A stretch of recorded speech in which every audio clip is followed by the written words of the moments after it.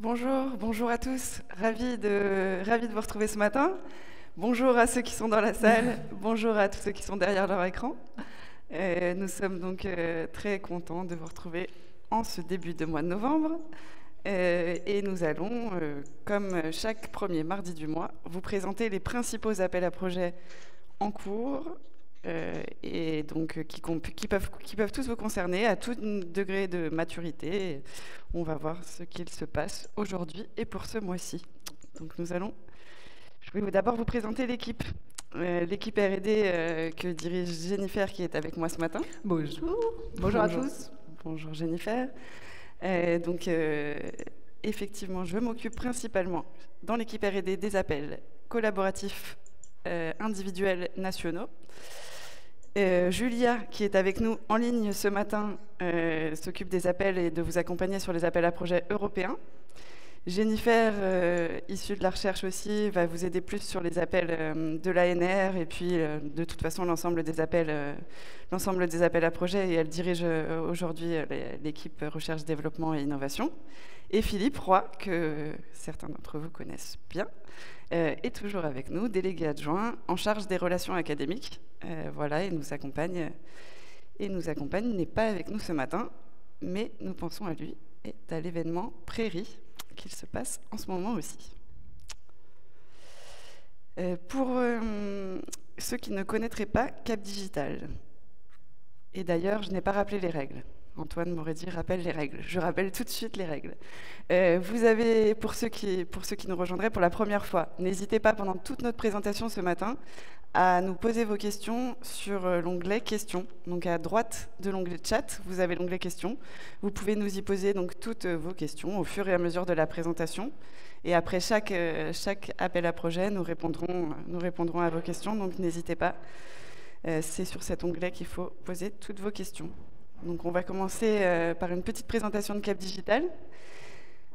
Un appel principal de la région Île-de-France que je vais rappeler, qui est l'appel InnovUp, le guichet unique aujourd'hui.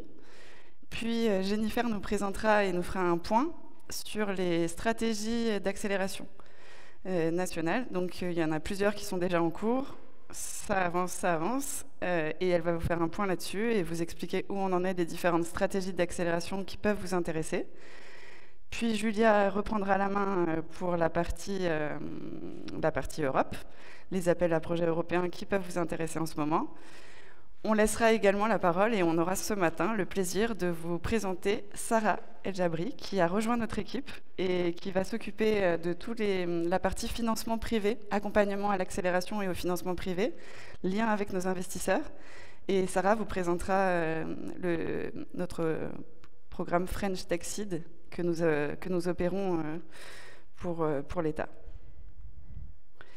Donc pour ceux qui ne nous connaîtraient pas, en 2 mots, Cap Digital, on a 16 ans, on a 15-16 ans aujourd'hui.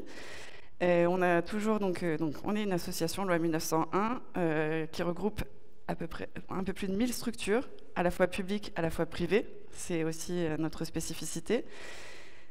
Dans les thématiques qui nous intéressent et les sujets qui nous intéressent, une des spécificités de Cap Digital, effectivement, c'est de regrouper plus de 850 startups et PME. Donc on a une grosse majorité de petits acteurs, mais également on est accompagné par un peu plus de 75 grands comptes, ETI, EPIC, qui nous accompagnent et que nous accompagnons et qui font partie de notre écosystème.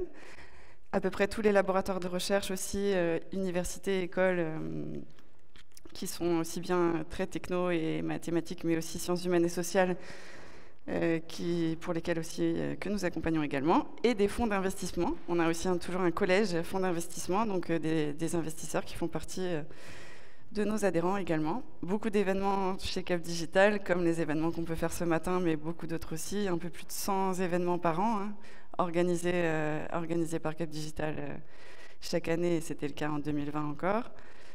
Et un réseau d'experts, une équipe permanente. Le réseau d'experts qui regroupe même un peu plus de 160 experts aujourd'hui, de tout type, techno, métiers également, qui vont nous aider à expertiser vos projets d'ailleurs, pour la grande majorité, mais pas que.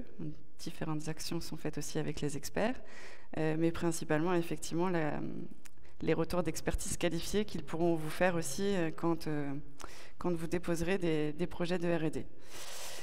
L'équipe des permanents, c'est 40 personnes aujourd'hui, réparties sur 2 lieux, hein, ici à Paris dans le 10e, et puis à Lille, également, où nous avons également une petite équipe.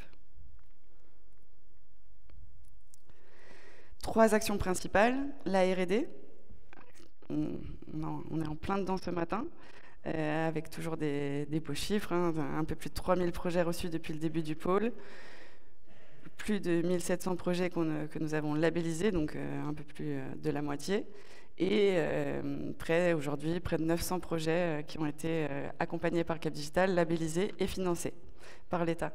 On a aussi l'axe accélération, donc là différents types d'actions, et aujourd'hui Sarah va vous en présenter quelques-unes.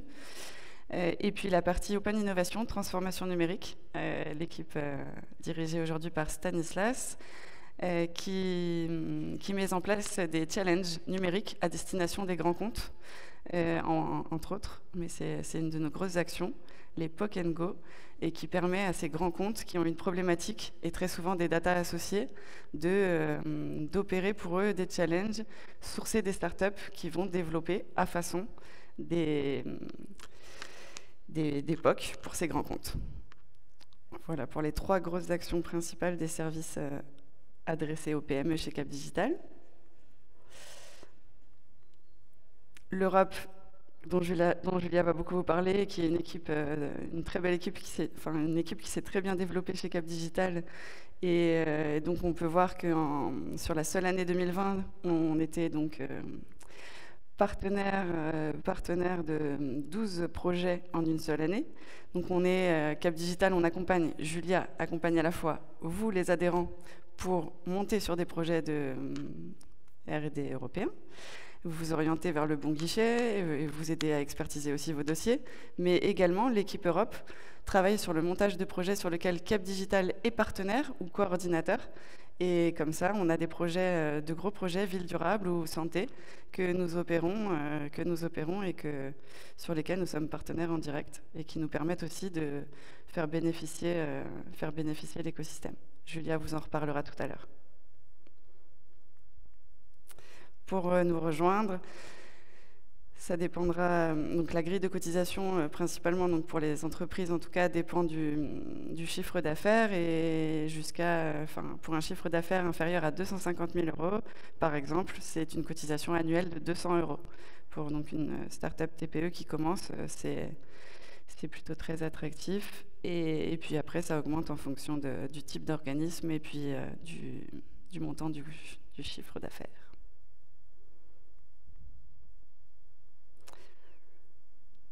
L'accompagnement R&D qui commence par des actions de sensibilisation, comme le R&D Corner et comme nous pouvons le faire ce matin. Nous organisons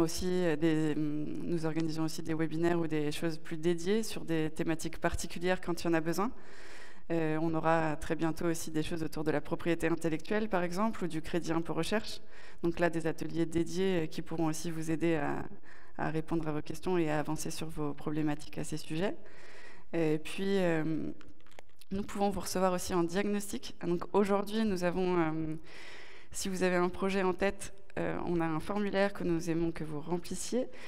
À partir de ce formulaire, nous allons vous proposer un petit rendez-vous diagnostic. Et là, on va faire le point avec vous sur votre projet, vous aider, si vous n'avez pas déjà identifié le bon guichet, à trouver le bon guichet de financement, le bon appel à projet, ou les bons appels à projet qui pourraient correspondre à votre projet.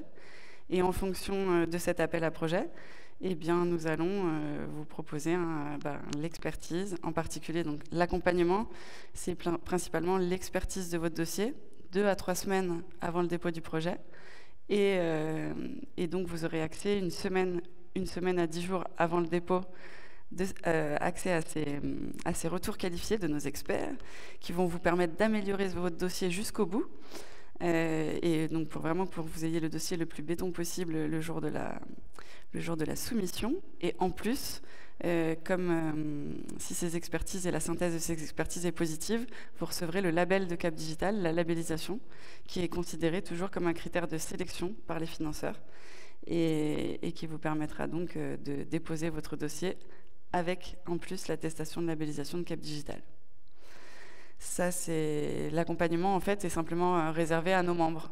Donc, ce qu'on demande aujourd'hui, c'est simplement d'adhérer, si vous n'étiez pas déjà adhérent de Cap Digital, pour pouvoir avoir bénéficié de ces expertises et du label, de devenir membre du pôle. Après, on continuera bien entendu pour les projets qui sont financés à mettre en avant les projets, à faire de la visibilité sur des plateformes médias. On gère un compte Medium sur lesquels aussi on peut faire des articles, publications, et puis vous aider à relayer toute communication autour de votre projet qui pourra le mettre en avant au sein d'un événement aussi. Parfois, c'est arrivé. Voilà, donc là-dessus, visibilité, valorisation, on continue à vous suivre, bien entendu, une fois que votre projet est financé aussi.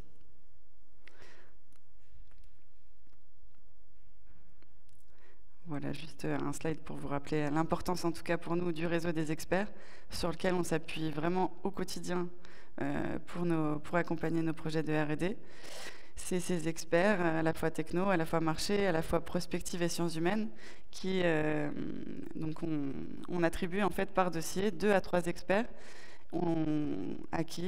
qui vont jusqu'au regarder votre dossier, le lire attentivement et selon une grille d'évaluation qui reprend les critères de sélection de l'appel à projet, vous répondre, enfin en tout cas noter tout ce qu'ils pensent, conseils, questions, conseils constructifs qui vont vous permettre d'améliorer ce dossier.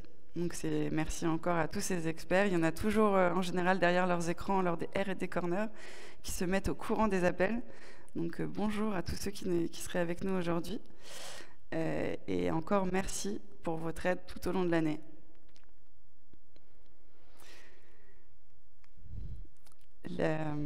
On rentre dans le cœur de la R&D. La R&D, il y a toujours, vous avez dû en entendre parler, il y a toujours en gros, l'État ne peut pas aider une entreprise, une PME, au-dessus de 50%. Donc ça, en gros, il y a toujours 2 types de régimes. La grande majorité des appels à projets qu'on présente lors de NOA R&D Corner et qu'on peut accompagner chez Cap Digital dépendent du régime R&D, régime RDI ou R&D. C'est là que, effectivement, il faut, sous ces régimes R&D, comme vous allez être financé à hauteur de 50% par rapport à votre budget global, il faut que vous justifiez les fonds propres et le fameux rapport 1-1 dont on parle beaucoup. Donc, si vous déposez un projet à 100, il faut que, comme vous allez être aidé à hauteur de 50, alors il faut que vous, dès le début du projet, au moment du dépôt, vous puissiez justifier des 50 en fonds propres de votre côté pour pouvoir être financé. Ça, c'est la partie régime R&D. Et il y a d'autres types d'appels. Vous avez peut-être entendu parler, côté région Île-de-France, par exemple, de PM-UP ou TP-UP. Et bien là, on parle du régime des minimis. Ça, c'est encore une autre règle. Et c'est effectivement donc la règle, c'est jusqu'à 200 000 € d'aide publique pour une même entreprise sur une période de 3 exercices fiscaux. En tous les cas, c'est une autre règle. Et c'est là, en général, sur ce type d'appel-là, c'est pas de la R&D qui est financée derrière, et c'est pas les travaux de R&D, mais bien la croissance et le développement de l'entreprise, côté plus commercial et business. C'est juste à savoir, et c'est toujours en tout cas, si vous n'en avez pas encore entendu parler, vous en entendrez parler dans l'histoire de votre entreprise. C'est important d'avoir la différence entre les deux. Et on parle très souvent des échelles, d'une échelle de maturité de votre projet, l'échelle TRL, où là, on part d'un TRL 1 jusqu'à un TRL 9, et ça dépend vraiment de la maturité de vos projets. On part au départ de l'idée, du concept, jusqu'à la démonstration, le système réel et en fait la commercialisation et les missions opérationnelles réussies en TRL 9. Donc très souvent, certains appels à projets vont dire là, on attend des projets entre TRL 5 et TRL 7 par exemple. Donc il faudra connaître, en tout cas avoir connaissance de cette échelle et pouvoir en fonction, savoir si on pourra vous aider bien entendu là-dessus, mais savoir où vous en êtes de votre projet pour savoir quel type d'appel effectivement peut correspondre bien à votre projet.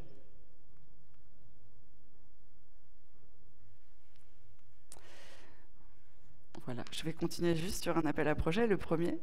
J'espère que tout va bien, n'hésitez pas, de toute façon, hein, on répondra aussi à vos questions après. Je vais juste présenter ce matin pour ma part l'appel InnovUp, donc le fameux guichet unique. Alors, plusieurs d'entre vous, plein d'entre vous, c'est sûr, ont déjà entendu parler de InnovUp en région Île-de-France. Avant, cet appel à InnovUp se déclinait en plusieurs appels allant de la faisabilité, en passant par l'expérimentation, le prototype, l'expérimentation, jusqu'au développement, sur différents degrés. Aujourd'hui, et depuis septembre 2020, la région Île-de-France a réuni tout ça sous un seul guichet unique, InnovUp tout court, qui permet justement aujourd'hui de pouvoir déposer un projet qui va de la faisabilité, en passant par la R&D, jusqu'à l'expérimentation. Il y a plus de, vous n'êtes pas obligé de déposer un projet uniquement faisabilité ou uniquement R&D ou uniquement expérimentation. Vous pouvez mixer les deux si c'est pertinent et que vous en avez besoin. C'est des projets qui peuvent aller en subvention jusqu'à 500 000 € et qui peuvent aller même beaucoup plus que ça en avance récupérable, donc jusqu'à 3 millions d'euros. Donc ça, c'est aussi un changement. Des projets qui vont entre 6 et 36 mois. Donc on peut déposer un projet de faisabilité de 6 mois, hein, comme on pouvait le faire avant sur l'InnovUp faisabilité, mais uniquement sur ce guichet. Dans tous les cas, on est là pour vous aider. C'est vraiment un guichet sur lequel on accompagne beaucoup de projets pendant l'année. C'est un guichet qui est au fil de l'eau. Il n'y a pas de deadline particulière. Il y a des comités très réguliers au sein de la région qui permettent de faire passer les projets en instruction, on va dire. Donc là-dessus, si vous pensez avoir un projet, il n'y a pas de thématique non plus sur le InnovUp. Donc toute thématique, intérêt et stratégique pour la région, bien sûr, mais la plupart tous les sujets de nos membres et intéressés par Cap Digital peuvent rentrer dans cet appel en général. Voilà, vous pouvez réfléchir à déposer un appel InnovUp. On est là pour vous aider. Si besoin, n'hésitez pas à nous contacter et on vous aidera en fonction de votre situation à bien gérer justement. Est-ce que vous devez déposer aujourd'hui seulement un projet de R&D et attendre pour l'expérimentation par exemple, ou est-ce que vous pouvez dès aujourd'hui déposer un projet qui pourrait mixer les deux, etc. Ça, on est là pour vous diagnostiquer tout ça avec vous et vous aider. Donc n'hésitez pas. En général, une fois que vous êtes prêt à déposer votre dossier, en tout cas que vous avez un dossier, ça on va d'abord faire un premier regard de notre côté avec Jennifer, relire votre dossier, répondre à vos questions. Et quand on sent que le dossier est prêt pour être expertisé, on l'envoie à deux de nos experts pour retour et expertise qualifiée. Labellisation, et avec le label, vous déposez votre projet sur la plateforme Île-de-France. Voilà. Je ne sais pas s'il y avait des questions sur InnovUp. Alors, il n'y a pas de questions sur InnovUp, peut-être juste un petit rappel sur le temps d'instruction qui est d'environ, annoncé par la région, qui est d'environ 3 mois. Voilà, pour instruire votre dossier et avoir la réponse sur une aide InnovUp. Oui, on est bien revenu dans les temps. Il y avait peut-être eu un peu de retard pour les traitements en 2020 côté région aussi. Et là, on est bien revenu sur des délais d'instruction de 3 mois. Donc, c'est plutôt rapide en fait, et plutôt assez intéressant en tout cas pour les entreprises franciliennes. Bien sûr, il faut être en Île-de-France pour déposer un projet. N'hésitez vraiment pas à regarder cet appel qui a le mérite d'exister, qui a le mérite d'avoir une enveloppe budgétaire et ne pas hésiter à pouvoir déposer un dossier là-dessus.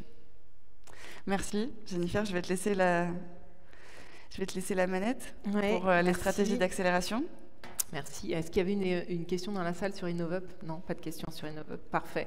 Donc je vais passer aux différentes stratégies d'accélération du PIA 4. Vous savez que depuis le début de l'année, on est en plein PIA 4. Juste vous rappeler la logique d'intervention de ce PIA 4. Non, c'est bon, je pense que le son est revenu. Je ne suis pas sûre que là c'est bon. Donc, 2 types d'interventions, soit de l'innovation dirigée, soit de l'innovation structurelle, donc qui sont dotées à chaque fois d'une enveloppe budgétaire différente. Donc, sur l'innovation dirigée, on est bien sur du soutien aux priorités d'investissement stratégique, donc tout ce qui est décliné par stratégie d'accélération. également stratégie de croissance, mais sur les projets de R&D, ça va être plus des stratégies d'accélération. Et puis sur l'innovation structurelle, c'est vraiment la pérennisation du financement de l'écosystème. Et là, rentrent toutes les aides à l'innovation dans cette partie structurelle. Donc là, ce matin, je vais présenter principalement les dernières stratégies d'accélération qui s'accélèrent là jusqu'à la fin de l'année. On a pas mal de stratégies qui ont été dévoilées ces derniers jours, donc j'ai essayé de vous les concaténer. J'ai pas forcément toutes les informations sur toutes les stratégies, puisqu'il y a des annonces vraiment qui ont été faites jusqu'à hier soir. Donc voilà, vous excuserez mon manque d'informations, mais je vous ai mis là où on était au courant, et de toute façon, l'État va décliner les appels à projets avec des cahiers des charges, et donc on pourra vous accompagner sur l'ensemble de ces appels à projets sans problème. N'hésitez pas à revenir vers nous si un des appels vous intéresse. Donc voilà, ça c'était juste un petit rappel des différentes stratégies d'accélération du PIA4. Donc il y en a qui sont plus ou moins abouties, il y a des appels qui sont déjà sortis pour certaines stratégies d'accélération, d'autres appels qui ne sont pas encore sortis, ou des stratégies qui continuent à se développer, comme par exemple la stratégie cloud, où on a vu les dernières annonces de Cédric O récemment. Donc il y a déjà un AMI qui est sorti, mais là il va y avoir, c'est annoncé, 2 autres appels à projets d'ici la fin de l'année qui ne sont pas encore sortis, mais qui ont déjà été annoncés. Donc je vais commencer par un petit focus sur la stratégie d'accélération des industries culturelles et créatives. Donc ça fait plusieurs R&D Corner qu'on vous la présente. On a également fait un R&D Corner dédié avec la Caisse des dépôts et le ministère. Donc l'objectif de cette stratégie d'accélération, c'est bien d'accroître la résilience et le dynamisme de la filière et faire émerger de nouveaux champions, comme toutes les stratégies d'accélération. Donc plusieurs défis: l'accès au financement, la concurrence, la transformation des modes de création, et puis le bouleversement des modes de production et de diffusion qui sont au cœur de cette stratégie d'accélération. Donc la présente stratégie, 400 millions d'euros, crédit du PIA4, et avec des cofinancements potentiels. Cette stratégie d'accélération, comme toutes les stratégies d'accélération, vous allez le voir, contrairement au PIA3, là c'est vraiment c'est l'ensemble de la filière à chaque fois qui est concerné, que ce soit du laboratoire de recherche jusqu'aux entreprises de toute taille, les associations ou les collectivités, tous les EPIC, voilà, vraiment tout l'ensemble de la filière peut postuler sur ces appels à projets, peut être concerné, soit seul, soit en consortium. Et donc, c'est tout l'intérêt vraiment de ces stratégies d'accélération, c'est de relancer cette dynamique de projets collaboratifs qui fait la compétitivité des projets. Donc 5 axes thématiques ont été annoncés sur cette stratégie d'accélération ICC, avec 19 mesures. Donc vous avez les 5 axes qui sont décrits ici. Elles ont été détaillées, comme je vous le disais, lors d'un webinaire dédié. Donc vous pouvez retrouver le replay et le support de présentation en cliquant sur les liens de cette présentation. Et là, je vais vous présenter les 3 appels à projets qui sont même 4 appels à projets, enfin 3 appels à projets plus un appel à manifestation d'intérêt, qui sont les premiers appels qui sont sortis sur cette stratégie d'accélération. Donc on va commencer par l'AMI Solutions de billetterie innovantes. Donc cette AMI a pour objectif vraiment de faire émerger des solutions de billetterie souveraines, de taille critique, interopérables, multicanal, qui favorisent vraiment le partage de la donnée sur tous les acteurs de la filière. Donc on a une première phase qui s'est clôturée le 5 novembre. Et une deuxième phase qui est vraiment, donc la première phase c'était vraiment de l'ingénierie de projet, et là sur la deuxième phase on va vraiment avoir des appels à projet, un appel à projet plutôt de R&D avec un financement de solutions qui devrait être annoncé courant début 2022. Donc voilà, sachez qu'il existe, que pour l'instant la première phase est close, mais qu'il y aura bien une deuxième phase avec une enveloppe et des projets soutenus, des projets inférieurs à 1 million d'euros qui seront soutenus sous forme de subventions, mais vous retrouverez cette AMI quand le cahier des charges sera sorti pour cette deuxième phase. Un autre appel à projet qui se clôture le 3 décembre et dont nous recevons les projets pour expertise et labellisation jusqu'au 10 novembre. Donc si vous ne nous avez pas encore contacté, c'est le moment de le faire. Donc on attend vraiment les dossiers complets. Vous pouvez télécharger le modèle de dossier en ligne sur le site de la Caisse des dépôts et nous les proposer jusqu'au 10 novembre. Donc l'appel à projet Alternative Verte, c'est vraiment un appel à projet qui a été lancé pour faire émerger les solutions techniques et de processus verts dans les pratiques de la culture, favoriser les nouveaux usages plus durables.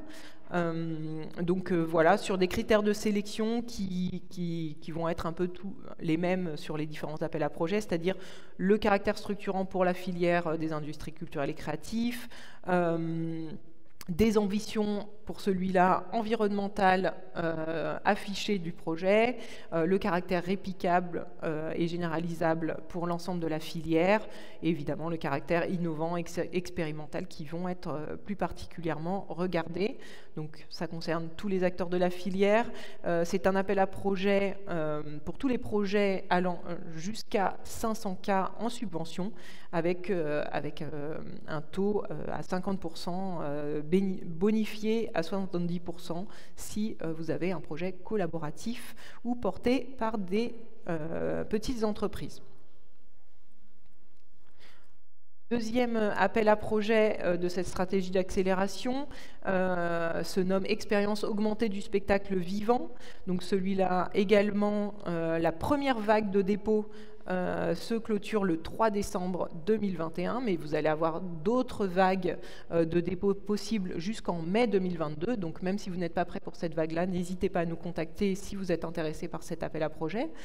Donc l'objectif de cet appel à projet, c'est bien de soutenir les investissements pour la transposition des techniques audiovisuelles ou le développement de nouvelles technologies, afin de développer des nouveaux outils de diffusion, rapprocher les structures culturelles et les entreprises technologiques et développer des nouveaux modèles économiques et la diversification des propositions artistiques également. Donc c'est un appel à projet dont les projets peuvent aller jusqu'à 2 millions en subvention et de la même manière, le taux d'intervention est de 50% et qui peut être bonifié en fonction de la taille de votre entreprise.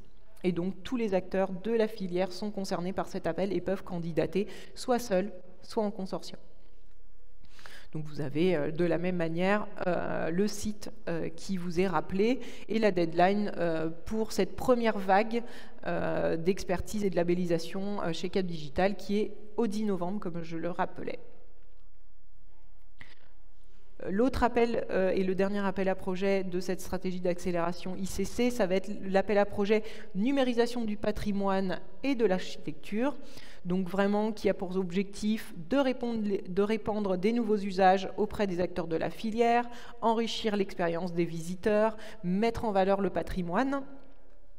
Et donc, on a de même les mêmes critères de sélection, hein, vraiment le caractère structurant pour la filière, le caractère réplicable, généralisable, évidemment le caractère innovant, hein, c'est très important, ils le mettent bien en valeur, les partenariats avec les différents acteurs de la filière. Vous pouvez de la même manière répondre seul ou en consortium, et les projets peuvent aller jusqu'à 2 millions en subvention avec un taux d'intervention de la même manière, jusqu'à 50% du projet et 70% pour les plus petites entreprises. Donc la deadline, c'est la même. Elle est au 3 décembre pour la première vague. Là aussi, il y aura d'autres vagues jusqu'en mai 2022.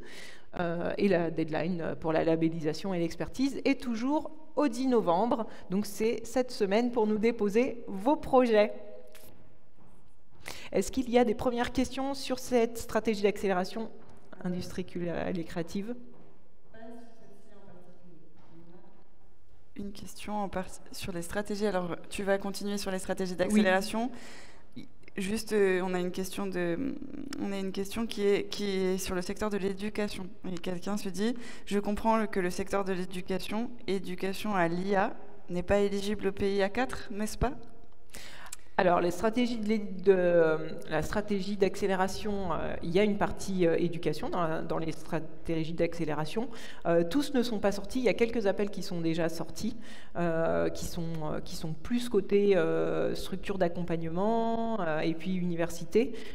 Mais certainement qu'il y a d'autres appels qui vont sortir au fil de l'eau sur cette stratégie d'accélération. Et donc peut-être une avec l'éducation à l'IA. Vous allez voir qu'il y a aussi la stratégie d'accélération IA qui vient de sortir, qui a été annoncé hier, il me semble, avec un premier appel qui a été annoncé, mais dont on ne connaît pas bien la teneur, puisque le cahier des charges n'est pas sorti encore, mais on vous tiendra au courant, et donc il y aura peut-être ce volet-là dans cette stratégie d'accélération IA aussi, puisque la formation est très importante dans cette stratégie d'accélération IA. Mais du coup, il y a une stratégie d'accélération éducation dans les... Il y a aussi l'éducation qui peut être amenée dans différentes stratégies d'accélération, mais il y a vraiment une stratégie d'accélération qui s'appelle éducation et culture, et dont on va rentrer un certain nombre d'appels à projets. Il faut savoir que, vraiment, comme je vous disais au début, les stratégies d'accélération, les appels à projets issus de ces stratégies d'accélération sont en cours d'être diffusés, et donc ça va continuer sur cette fin d'année et sur le début de l'année prochaine, et tout au long du PIA 4 d'ailleurs. Donc voilà, justement, on en parlait, la transition est toute faite.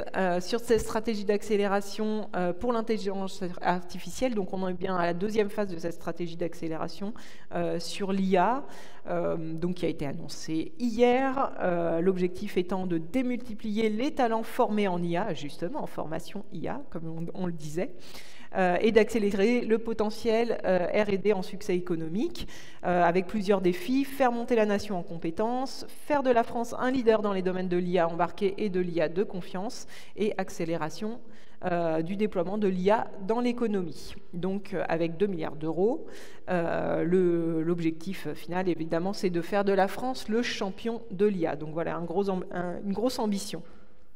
Et donc une partie du PIA 4 qui sera dédiée, et puis plusieurs autres dispositifs de financement viendront appuyer cette stratégie. Donc, voilà, donc juste ce qui a été annoncé hier, donc les principales mesures envisagées à l'horizon de 2025, donc un investissement dans les nouvelles générations d'IA embarquée, IA responsable, qui devrait être le sujet du premier appel à projet qui a été annoncé, mais comme je vous le disais, pour l'instant, on n'a pas le cahier des charges et on n'a pas les instructions de cet appel à projet. Il devait être annoncé hier, mais pour l'instant, je ne l'ai pas, donc ça très certainement... Ces prochains jours, cet appel à projet devrait être plus explicité. Donc, une autre mesure, c'est l'accompagnement des PME et des ETI dans l'adoption et l'usage de solutions d'IA d'ici 2025, pareil. Le passage à l'échelle des accélérateurs de start-up existants pour augmenter le nombre de startups en IA, le lancement de démonstrateurs visant à faire usage d'une IA frugale en énergie dans les secteurs importants comme la ville durable, les bâtiments intelligents, les mobilités, l'agriculture de précision, etc., etc. Donc voilà ce qu'on peut dire sur cette deuxième phase de la stratégie d'accélération de l'intelligence artificielle. Donc je ne sais pas, il y a une question. Confirme Thomas, donc probablement entendra-t-on parler de ces nouveaux appels en cours au prochain R&D Corner? J'espère bien. Non, mais c'est vraiment l'objectif. S'ils sont sortis, vous en entendrez parler sans problème. C'est vraiment l'objectif. On savait très bien et on sait, et c'est pour ça qu'on en a déjà parlé au dernier R&D Corner. Mais effectivement, il faut vraiment se dire que chaque mois, de toute façon, nous ferons un point à jour de l'avancée de ces stratégies. Donc, bien entendu, s'il y a des appels à projets concrets qui sortent dans le mois qui arrive, vous serez au courant le 9 décembre prochain lors de notre prochain R&D Corner. Et c'est également relayé au fil de l'eau dans notre newsletter, et puis également également sur notre site internet. Dès qu'il y a un nouvel appel à projet qui sort, nous faisons un relais sur notre site internet. Maintenant, un petit focus sur la stratégie d'accélération 5G pour vous donner une information sur la prolongation d'un appel à projet qui s'appelle appel à projet Télécom 5G, solution souveraine pour les réseaux de télécommunications, et qui est opéré par BPI France. C'est vraiment pour... je vais peut-être changer de micro parce qu'apparemment ça ne marche pas très bien. C'est mieux comme ça? Ok, super, parfait. Donc c'est vraiment pour le soutien au déploiement de solutions souveraines sur les réseaux de télécom. Donc c'est opéré par BPI France, comme je le disais. C'est pour des projets collaboratifs supérieurs à 2 millions. Pareil, toujours un mix de solutions plus d'avances récupérables, ou supérieur à 1 million si c'est porté par une PME seule. Donc cet appel à projet vise à soutenir les propositions sur la stratégie d'accélération de la 5G et les futures technologies de réseau, le développement de solutions souveraines pour les réseaux de télécommunications et le lancement de travaux de R&D en amont afin d'anticiper les évolutions de la 5G et de l'arrivée de la 6G. Donc comme je disais, projet individuel ou collaboratif sur une durée qui peut aller jusqu'à 36 mois avec un taux d'aide en fonction de la taille de votre entreprise et du TRL de vos travaux qui va varier entre 25 et 80% d'intervention. Donc voilà, vous pouvez postuler jusqu'au 8 juin 2022 et les relèves intermédiaires seront le 17 décembre 2021 et le 9 mars 2022. Donc si vous êtes porteur d'un projet Télécom 5G pour la prochaine relève du 17 décembre, c'est maintenant qu'il faut nous contacter afin que vous puissiez bénéficier de notre accompagnement sur évidemment l'expertise et la labellisation de votre projet.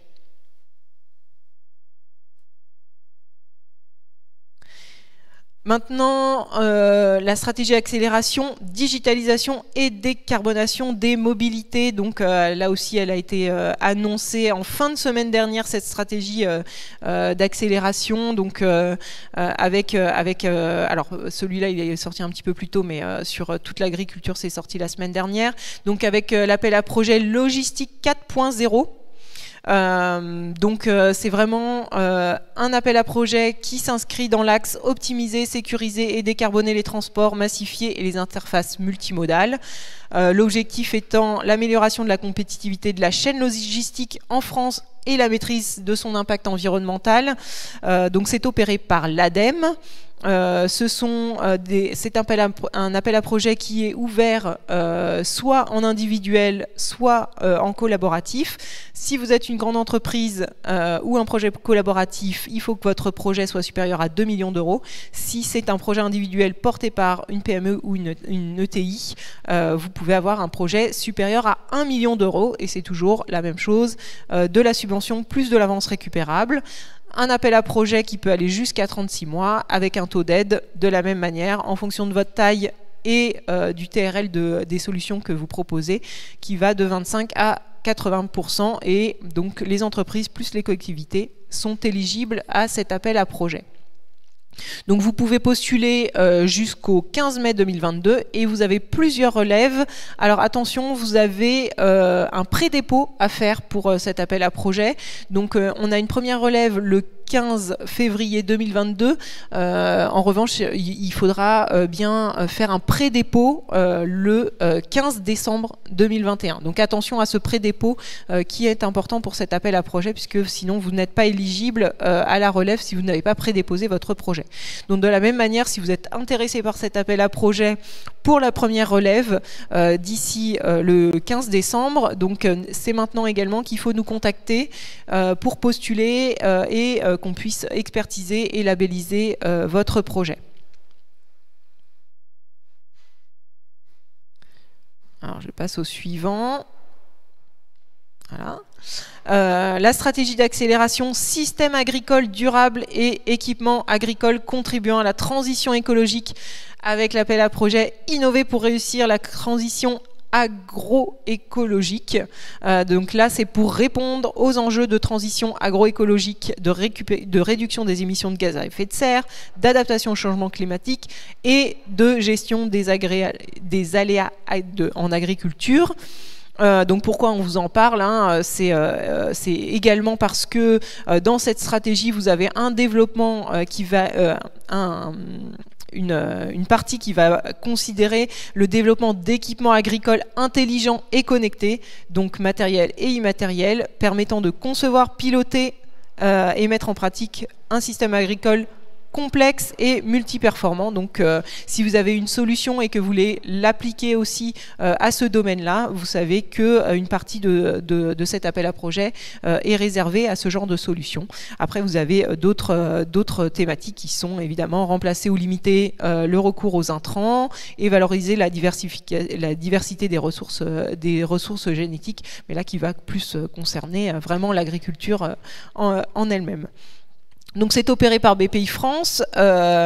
Pour les appels si vous portez individuellement l'appel à projet, vous pouvez aller jusqu'à 500 cas.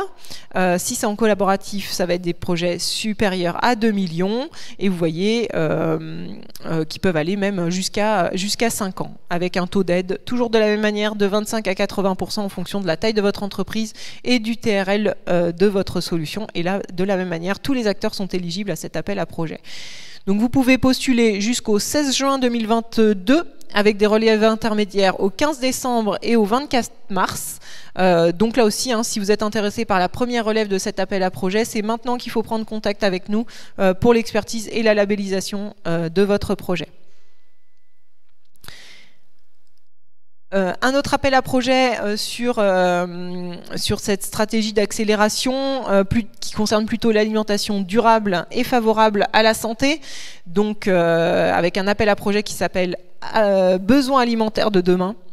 Et donc là, c'est vraiment un appel à projet qui permet au secteur alimentaire de capter l'ensemble de son potentiel économique en accélérant sa mutation et en remettant au centre des préoccupations les enjeux de durabilité et de santé.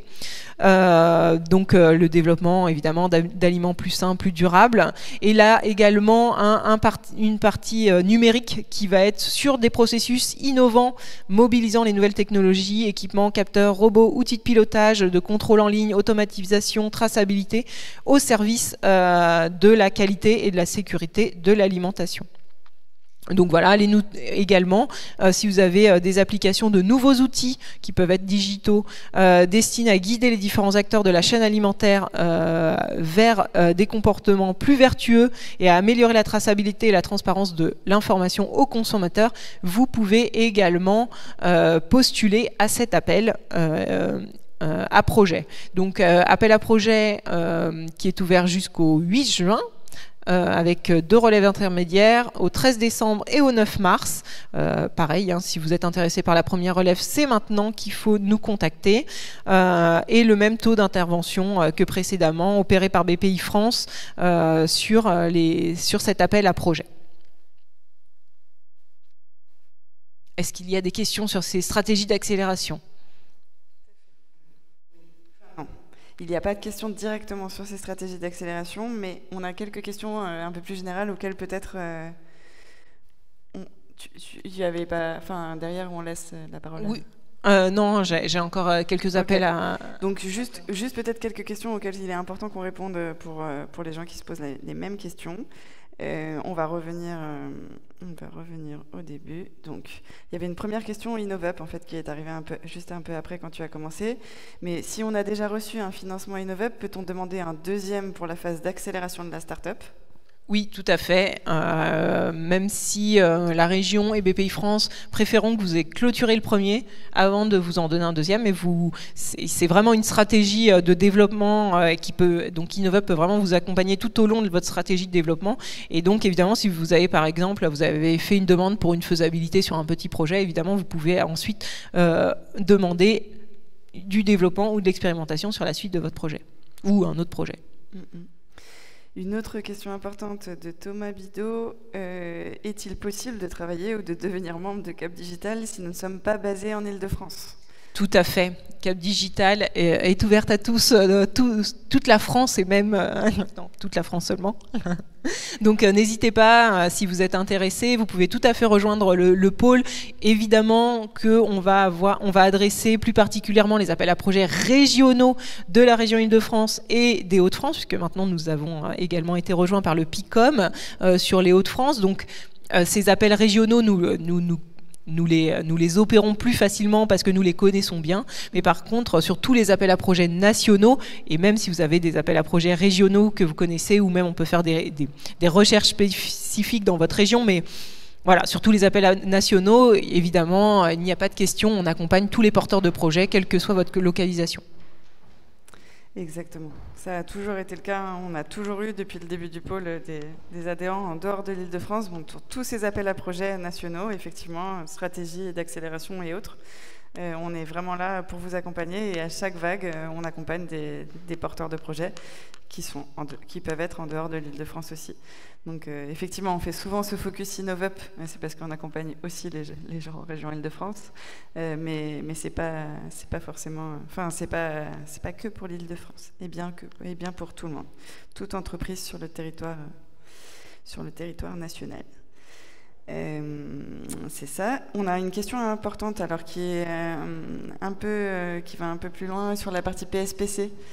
PSPC région, en fait on en avait parlé. Est-ce que parce que ça a été remonté 3 fois par d'autres personnes aussi, la question de Tarek, y a-t-il des nouvelles par rapport à PSPC région 3 2021 ? Alors pour l'instant, pas de nouvelles sauf erreur, pas de nouvelles sur les PSPC régionalisés. Justement, juste après, je vais vous présenter le IDEMO qui a remplacé le PSPC national.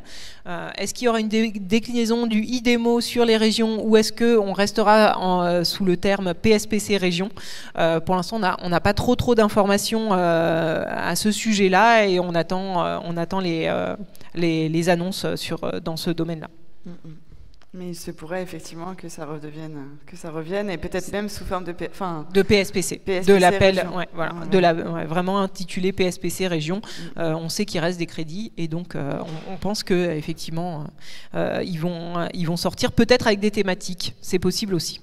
Oui, on a entendu ça aussi. Donc à suivre.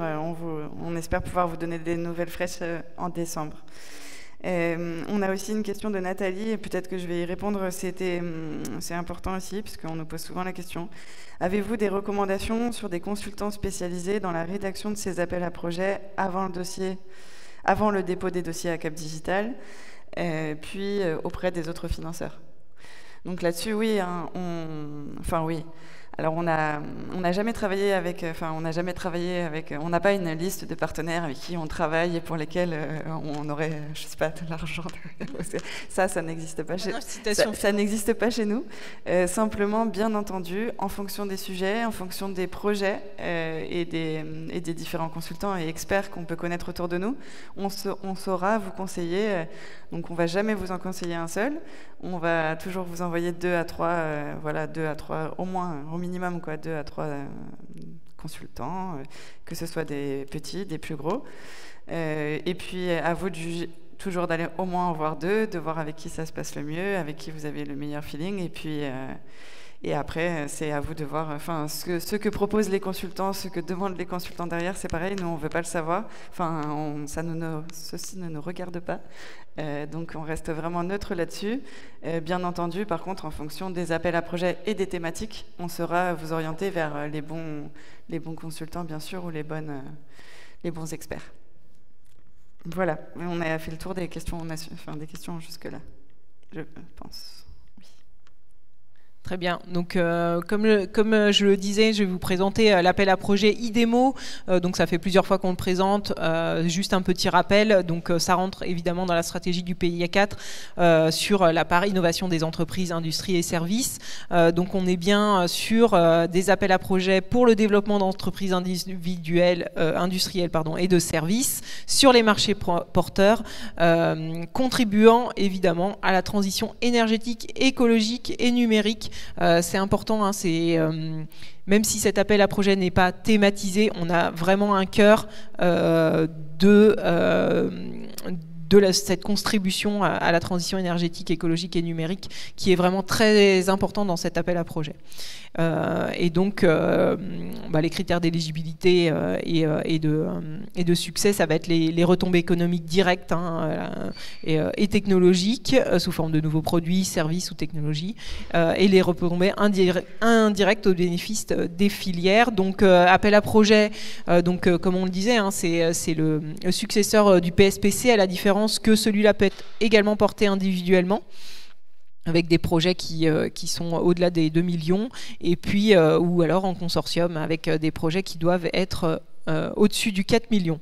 Pareil, toujours la même chose, hein, un mix entre subventions et avances remboursables sur des projets de 3 à 5 ans, avec un taux d'aide de la même manière qui va de 25 jusqu'à 80% en fonction de la taille de votre entreprise et du TRL des solutions que vous allez proposer. Et donc c'est ouvert à tous les acteurs. Pour l'instant, il est ouvert jusqu'au 3 mai 2022, mais très certainement qu'il va être prolongé, soit dans cette forme, soit sous une autre forme. Et donc, on a passé les 2 premières relèves intermédiaires, et vous en avez une dernière qui est aujourd'hui. Donc, j'espère que vous êtes prêts. Voilà. Mais sinon, vous pouvez postuler jusqu'en mai 2022.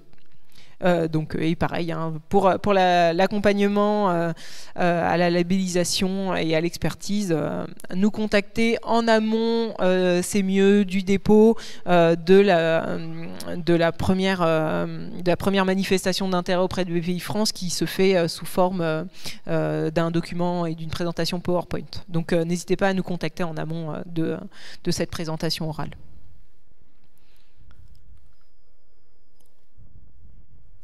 Un AMI qui est sorti aussi récemment, qui est un AMI de soutien à l'offre de solutions pour l'industrie du futur, donc qui fait partie du plan d'investissement France 2030. C'est vraiment un AMI, donc le cahier des charges est vraiment pas lourd. On a vraiment cet objectif de poursuite de la numérisation de l'industrie dans une logique d'industrie 4.0, avec différents projets qui peuvent postuler à cet AMI, hein, des projets d'investissement de recherche, développement, innovation et d'industrialisation sur des briques stratégiques, qui sont déclinées. Là, vous allez voir robotique, IA, cloud, 5G, des briques technologiques, pour le lien avec les filières utilisatrices, etc. Ou des projets de plateforme d'excellence académique et de transfert technologique. Donc voilà, cet AMI est assez large, c'est ouvert à tous, en individuel ou en collaboratif, et vous pouvez postuler sur cet AMI jusqu'au 17 décembre, et on peut évidemment vous aider également pour postuler à cet AMI. Si vous êtes intéressé, n'hésitez pas à nous contacter. Et je voulais juste faire un petit aparté sur le concours d'innovation iLab, hein, qui est le premier de la chaîne du concours d'innovation, et qui va sortir bientôt, on espère. Donc peut-être au prochain R&D Corner, on pourra vous donner un peu plus les deadlines, mais a priori, il ne devrait pas beaucoup changer dans sa forme initiale. Donc toujours opéré par BPI France, hein, et le ministère de l'Enseignement supérieur, de la Recherche et de l'Innovation, et qui a pour but vraiment de transférer les résultats de la recherche dans le monde de l'entreprise. Et donc si vous avez ce genre de projet, que vous voulez transférer une technologie que vous avez, ou que vous êtes en cours de montage d'une start-up, c'est également un appel à projet qui peut être pour vous. Donc on attend que le cahier des charges de la nouvelle mouture soit sorti pour vous en parler. De même, on devrait avoir également la vague 9 du concours d'innovation qui devrait sortir d'ici le début de l'année prochaine. Oui, et c'est par contre donc pour les entreprises qui ne seraient pas encore créées, c'est possible, et pour les entreprises créées, mais jusqu'à un an. Jusqu'à un an pour le iLab. Voilà, c'est juste pour rappel. Ah bah voilà, super. Et voilà. Et ensuite, je vous parle pour finir des appels à projets ANR, donc on a toujours l'appel à projet générique de l'ANR. Vous avez déjà déposé une pré-proposition et la proposition complète est à poser d'ici fin février. Donc sur cette pré-proposition, on n'expertise pas et on ne labellise pas les projets de la pré-proposition, mais en revanche, on va expertiser les projets de la proposition complète. Donc si vous êtes porteur d'un appel ANR générique 2022 et que vous nous avez pas encore contacté, n'hésitez pas à le faire pour que l'on puisse vous aider dans l'expertise et la labellisation de votre projet.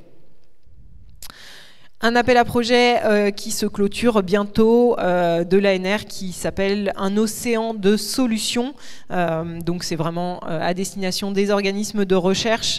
Donc c'est un programme prioritaire de recherche qui est confié au CNRS et à l'IFREMER et qui vise à financer des projets de recherche interdisciplinaires, ambitieux, structurants, pour les sciences océaniques au service du développement durable. Donc il y a 7 défis qui ont été identifiés. Si vous avez un projet de ce type, alors malheureusement on ne pourra pas vous accompagner parce que la deadline est proche, mais par contre si vous êtes intéressé, n'hésitez pas à postuler d'ici le 18 novembre de cette année. Et maintenant, s'il n'y a pas d'autres questions sur les appels à projets ANR ou les derniers que j'ai évoqués, je vais laisser la parole à Julia qui est en ligne. Bonjour Julia, j'espère que tu vas bien et je te laisse la scène pour toi. Bonjour tout le monde, bonjour. Alors, est-ce que vous m'entendez bien? Je vous entends plus. Mais donc ça doit aller. Bon, moi je vous entends pas, donc s'il y a des questions, on trouvera bien une solution. Oui, je me remettrai sur Julia, on t'entend très bien. Voilà, donc moi c'est Julia Morawski. Au sein de Cap Digital, j'accompagne les membres sur les opportunités de financement européen. Et donc aujourd'hui, je vais vous présenter principalement des appels à projets européens à destination des entreprises et surtout aux PME et aux startups. Donc tout d'abord, je vais vous parler du mécanisme de financement qui s'appelle Cascade Funding ou financement en cascade. En quelques mots, il s'agit de financements provenant de consortia européens qui ont eux-mêmes répondu à des appels R&D européens. Et à la place que ce soit la Commission européenne qui lance les appels auprès d'acteurs locaux, c'est le consortium qui gère les appels à projets. Le type d'avantage que vous pouvez trouver sur ces appels, vous avez ici, donc ce sont des taux de financement allant jusqu'à 100% des coûts éligibles. Ça peut être aussi forfaitaire, ça va d'un montant de 5K à 300K. Ce sont des subventions européennes provenant de Horizon 2020 ou bientôt Horizon Europe, donc ce n'est pas comptabilisé pour les règles de minimis. Selon les appels à projets, ça peut être des candidatures individuelles ou en consortium. La langue de travail est l'anglais et ce sont des dossiers légers allant de 5 à 15 pages. Il s'agit aussi de projets courts de 6 à 18 mois et vous avez un accès facilité car vous pouvez avoir un contact directement avec un partenaire local ou nationaux qui peut vous diriger sur ces appels à projets. À droite de la slide, vous avez quelques exemples de services qui sont proposés lorsque vous devenez lauréat d'un appel à projet en financement en cascade. On peut vous aider dans la levée de fonds. Il peut aussi s'agir de programmes d'open innovation, du soutien à l'accélération, de l'accès à de nouveaux marchés, du transfert de techno, prototypage ou test en situation réelle. Il en existe dans tous les secteurs et je vous ai donc mis ici le lien qui vous amène vers l'ensemble des appels à projets en financement en cascade. Est-ce qu'on peut bouger les slides ?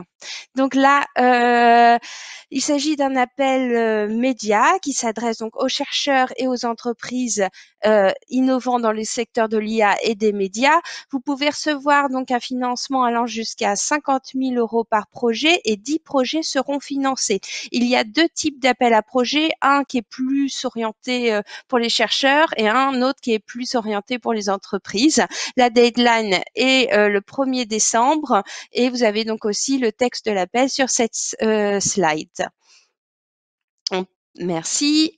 Alors, First DII for AI, Open Call. Il s'agit donc ici d'expérimentation d'IA centrée sur les PME. Le projet européen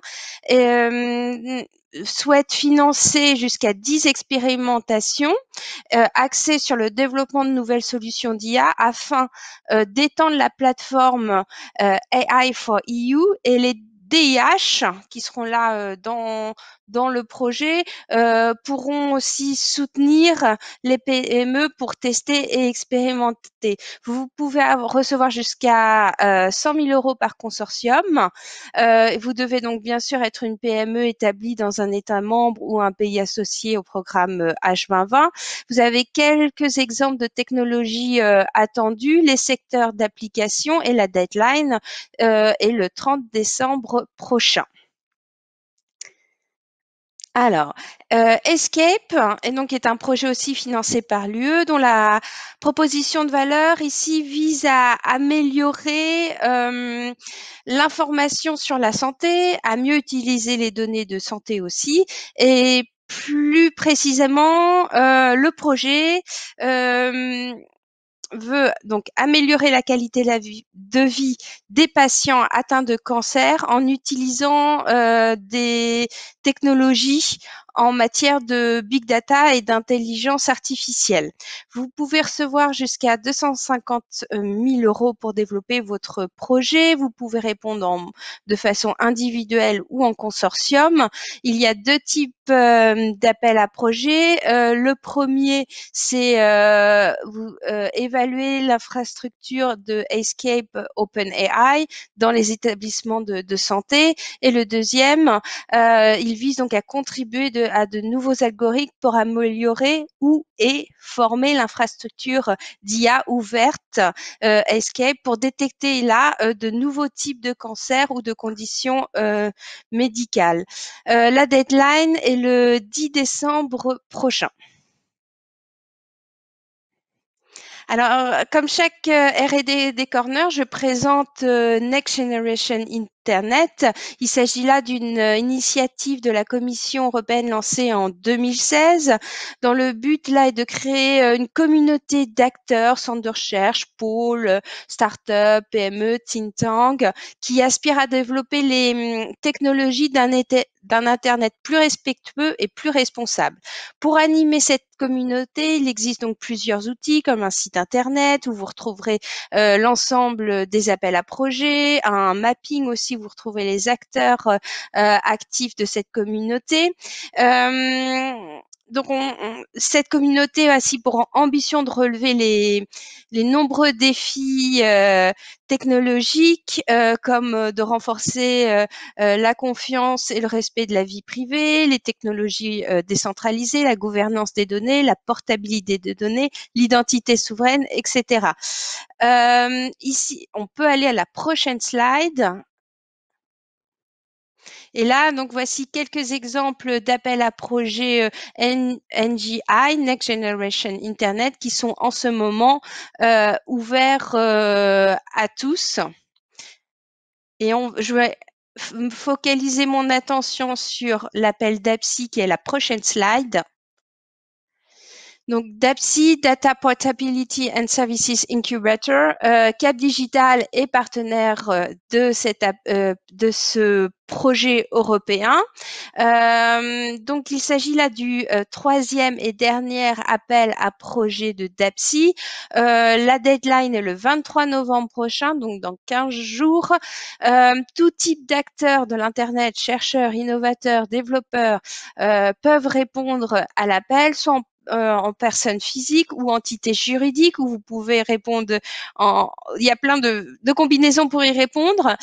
Si vous êtes lauréat, vous recevrez donc du training, du coaching et accès à des infrastructures, et vous pouvez obtenir jusqu'à 120 000 euros par projet. Pour cela, il faut que vous remplissiez donc la candidature avant le 23 novembre et que vous répondiez à l'un des 5 challenges qui a été identifié par notre partenaire Fraunhofer, centre de recherche en Allemagne.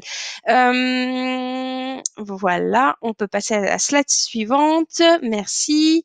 Donc, Cap Digital est le point de contact national de l'initiative Next Generation Internet, et la Commission européenne souhaite définir les prochaines priorités du programme NGI et invite tous les acteurs intéressés sur cette thématique à répondre à une étude, à une enquête. Donc, il s'agit d'une consultation publique avant le 30 novembre. Donc, ici, je vous ai mis le lien. Maintenant, on va se focaliser sur le grand programme Horizon Europe. Il s'agit donc du successeur d'Horizon 2020. Donc, c'est le programme R&D de la Commission européenne. Et nous, aujourd'hui, on va surtout se concentrer sur le pilier 2 et le pilier 3, le Conseil européen de l'innovation et quelques appels provenant d'instituts européens de l'innovation et de technologie. On peut passer à la prochaine slide. Alors, le pilier 2, il s'agit là de constituer des consortia européens pour répondre collectivement aux défis majeurs mondiaux dans les thématiques donc suivantes qu'on appelle clusters, santé, culture, créativité, société, sécurité civile pour la société, numérique, industrie, climat, énergie, alimentation, agriculture.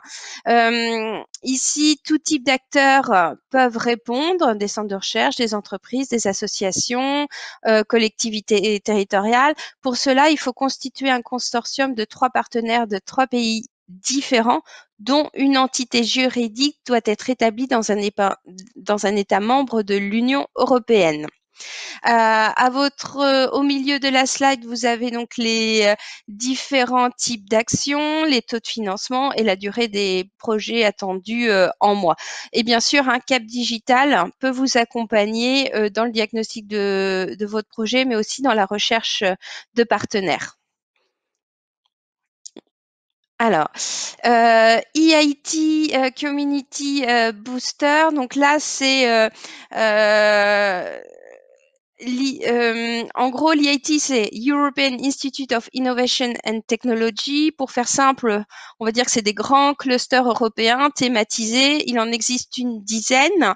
Et là, donc l'EIT central a lancé un nouveau programme dans le cadre du nouveau Bauhaus européen. Donc le Bauhaus, c'est une initiation aussi lancée par la présidente de la Commission européenne et du Green Deal. Donc ce programme a été proposé par l'EIT et 5 de ces KIC, donc EIT Digital, EIT Climate KIC, EIT Food, EIT Urban Mobility et EIT Manufacturing.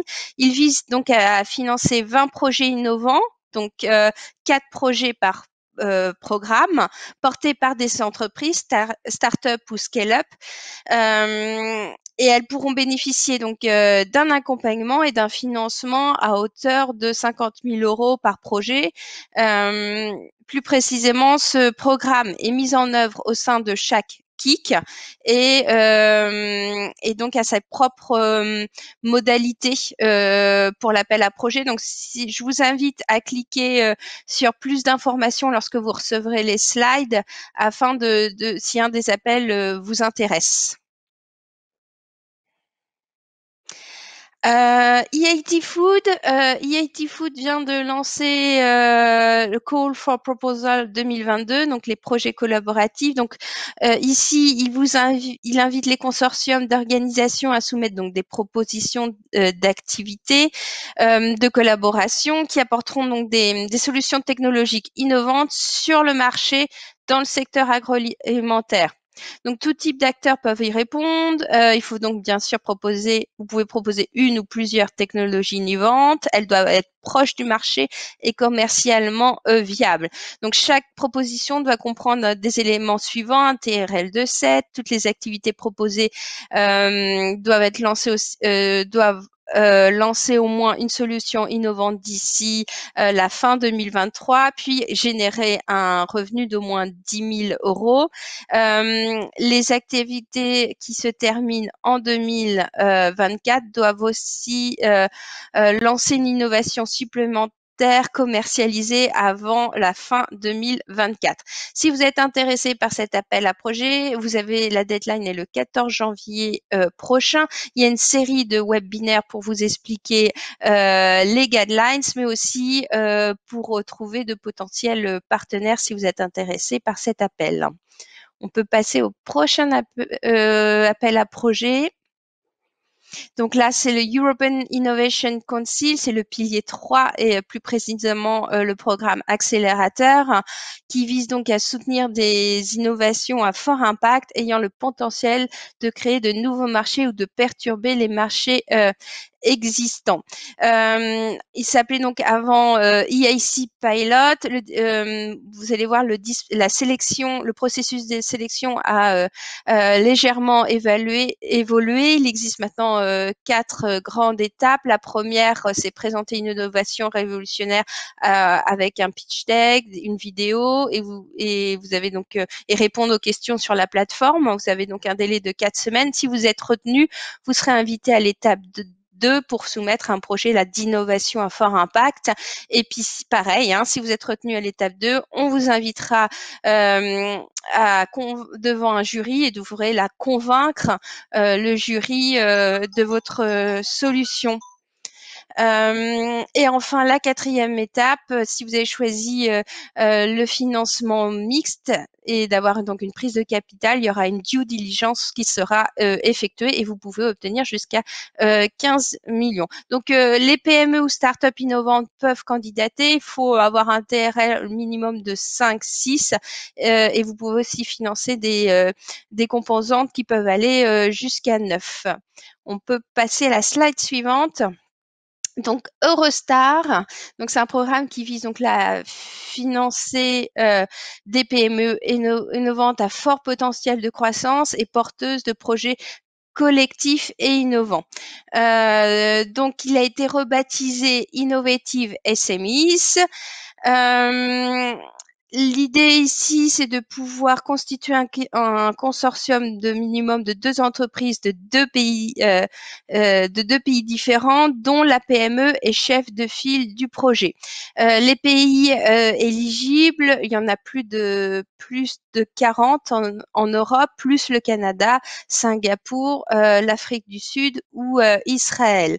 Les ETI et les académiques peuvent aussi recevoir des financements. Je vous ai mis ici les subventions que peuvent percevoir les PME, les ETI et aussi les ACAD. Si vous êtes intéressé par cet appel à projet, ce n'est pas la Commission européenne qui gère cet appel, mais chaque agence nationale de l'innovation du pays. Donc chez nous, c'est BPI France, et donc je vous invite à vous rapprocher donc de BPI France si vous êtes intéressé par cet appel à projet. Et il existe donc 2 deadlines par an. On peut passer à la prochaine slide. Donc là, j'ai terminé les appels à projets. Je voulais juste vous donner un peu d'actualité de ce qui se passe aussi dans les Hauts-de-France. Donc, il y a un cycle d'événements il s'agit de rencontres régionales de la recherche et de l'innovation des Hauts-de-France. Le thème de cette année, c'est l'Europe, l'ouverture à l'Europe, un atout majeur pour stimuler l'innovation en région. Et l'événement de lancement, c'est l'Europe, pourquoi pas vous. Donc, au programme, il y aura des témoignages de porteurs de projets sur les projets européens, d'échanges de bonnes pratiques. Je vous ai mis aussi donc le lien d'inscription. Ça va être le 23 novembre prochain. Et la particularité de cet événement, c'est un format hybride. Donc, si vous êtes à Paris, vous pouvez aussi participer. Et si vous êtes trop loin de Tourcoing, vous pouvez aussi participer en hybride, ou si vous souhaitez juste faire un tour à la métropole de Lille, vous pouvez aussi aller à la chaufferie le 23 novembre prochain. On peut passer à la dernière slide. Donc là, pour conclure, je voulais vous donner les aides pour vous aider donc à financer un consultant dans le cadre de votre projet européen. Donc la région Hauts-de-France a un dispositif qui s'appelle le FRAP. C'est un fonds régional d'aide aux porteurs de projets européens Hauts-de-France. Finance intégralement donc la prestation par le conseil régional. Donc l'expertise apportée peut porter sur différents points du dossier en fonction de votre besoin, mais le besoin du montage de projet. Donc ça peut être conseil de méthodologie, ça peut être sur l'exploitation, le budget, l'aide à la définition de l'impact, etc. Vous avez aussi l'instrument financier de l'ANR qui aide là les académiques. Donc l'aide reçue aussi, elle vise à financer des activités qui vont vous permettre de définir des intérêts scientifiques et économiques pour le montage d'un projet européen ou international. Et bien sûr, vous avez BPI France qui a 2 dispositifs, le Diagnostic Europe qui s'adresse plus à vous aider pour l'IAIC Accelerator, et puis vous avez le Diagnostic Partenariat Technologique International qui aussi finance une partie de la prestation de conseil. Voilà, c'est tout de mon côté. Comme je ne vous entends pas. Tu m'entends, Julia, ou pas? Merci beaucoup pour ton intervention. Est-ce que tu m'entends, Julia? Et je vais essayer peut-être de revenir sur Livestorm dans ce cas-là. Ah, je t'entends. Ah, tu m'entends? Très bien, parfait. Merci beaucoup, Julia, pour ta présentation. Alors, nous n'avons pas de questions. Je ne sais pas, peut-être qu'y a-t-il une question dans l'assistance? Non, pas de question non plus dans l'assistance. Eh bien, nous allons passer à la dernière. Merci beaucoup, Julia. Et nous allons passer à la dernière étape de notre présentation. Et du coup, c'est mon plaisir de vous présenter Sarah El Jabri qui vient de nous rejoindre chez Cap Digital. Donc bienvenue Sarah. Elle a commencé la semaine dernière et c'est le nouveau visage qui vous accompagnera sur toutes vos demandes de financement privé chez Cap Digital. Donc Sarah, je vais te laisser te présenter et ensuite je vais te laisser la parole également pour la présentation de l'accompagnement de Cap Digital, notamment sur le French Tech Seed et puis sur le financement en capital. Okay, merci beaucoup Jennifer. Oui, je suis Sarah, je viens de rejoindre l'équipe R&D de Cap Digital pour accompagner les startups et PME dans leur accélération et plus particulièrement dans leur stratégie de financement. Dans ce sens-là, c'est l'harmonisation entre le financement public pour compléter avec le financement privé. Et l'un des gros exemples dans ce sens-là est le French Tech Seed, qui est porté par Cap Digital dans le cadre du consortium qui a été qui a été lancé en 2019 en partenariat notamment avec Paris Cinco, Recaneo, Université Paris-Est et Green Tech dans le sens pour accompagner l'accélération et le financement des startups à caractère technologique. Donc le French Tech Seed était un dispositif, un programme qui a été lancé à l'initiative de l'État et opéré par BPI France sur la base d'un fonds qui avoisine les 400 millions d'euros et qui a été destiné initialement aux entreprises deep tech et qui a été élargi dernièrement pour inclure les startups et PME qui ont une grande intensité technologique, et notamment dans les thématiques de ville durable et des thématiques à impact. Ce mécanisme-là est adossé à des fonds propres. Donc, il s'agit de l'émission d'obligations convertibles qui arrive jusqu'à 2 fois le montant levé. Et dans la limite de 250 000 € attestant pour le caractère jeune et early stage de ces projets-là.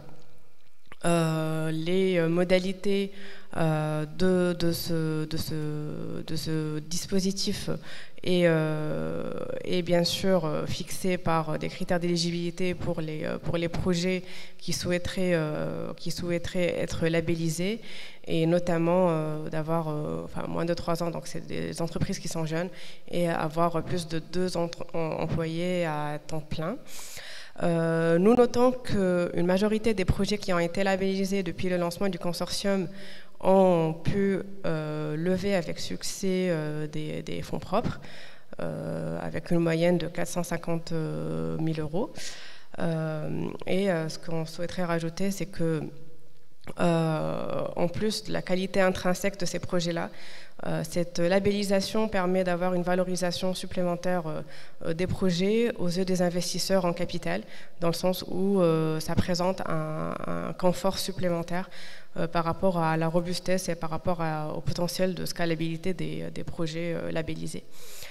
Donc le process pour avoir cette labellisation démarre par une étude d'éligibilité du projet qui est opérée en interne chez Cap Digital, mais aussi en faisant appel à notre réseau d'experts selon les compétences et les métiers présentés par ces solutions-là, compte tenu du caractère complexe des algorithmes et des solutions qui sont généralement sélectionnées pour ce label. Une fois que le potentiel de la start-up est validé et confirmé en interne, ce projet-là est invité à pitcher devant le comité qui est composé des membres du consortium, afin de confirmer leur labellisation et avec laquelle par la suite ils peuvent compléter leur levée de fonds. Donc voilà pour le French Tech Seed. Merci beaucoup Jennifer. Est-ce que tu veux dire 2 mots également sur les comités d'investisseurs que l'on organise chez Cap Digital ? Bien sûr. Alors, on organise des comités d'investissement en parallèle des comités French Tech Seed, où on présente des projets qui sont adhérents à Cap Digital devant un comité composé de nos partenaires investisseurs, pour un accompagnement plus complet, dans le sens pour les aider justement à l'accès, pour accélérer l'accès aux fonds et l'accompagnement de leur développement. Nous avons eu l'occasion d'organiser des comités à thème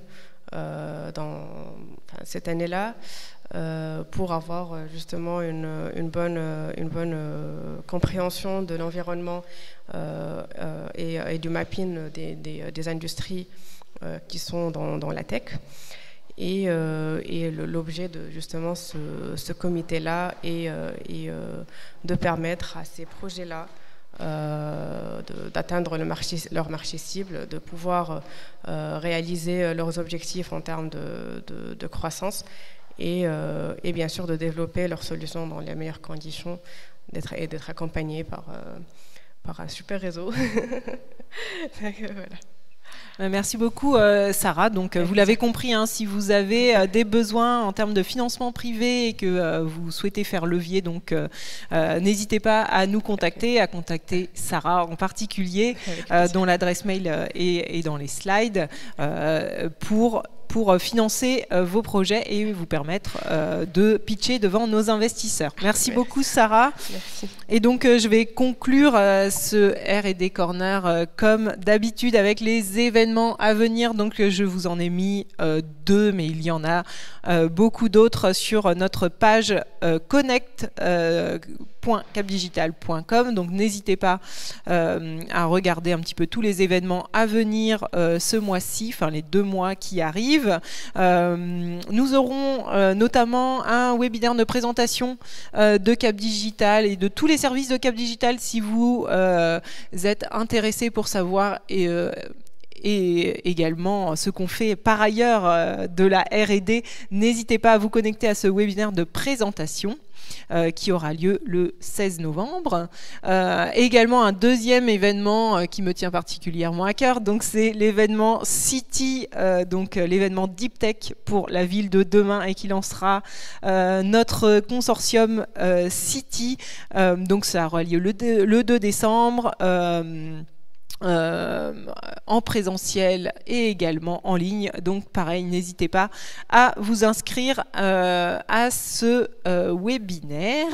Et en parlant des Deep Tech, je vous annonce que nous aurons la présence d'un chargé d'affaires BPI qui nous parlera de l'appel à projet qui est ouvert au fil de l'eau et qui est vraiment un appel à projet pour les Deep Tech, qui est peut-être un peu mal connu parce qu'il n'est pas thématisé, parce qu'il n'y a pas de vague, mais qui est ouvert. Il viendra nous le présenter et nous donner toutes les modalités pour postuler justement à cet appel à projet. Et nous aurons également le mois prochain la présence de l'INPI, qui viendra vous présenter également tous ces services dédiés aux entreprises et qui pourra vous accompagner comme ça sur vos projets. Donc je vous donne rendez-vous au mois prochain. Merci à tous de nous avoir suivis. Merci Julia d'avoir été présente. Merci Christelle de m'avoir accompagnée au début et d'avoir présenté ce R&D Corner. Merci également Sarah. Et évidemment, merci à notre super équipe communication qui est à la régie et qui fait en sorte que tout se passe bien. Merci également aux personnes présentes en plateau et merci à vous qui nous suivez en ligne et rendez-vous le mois prochain. À bientôt. Bonne journée.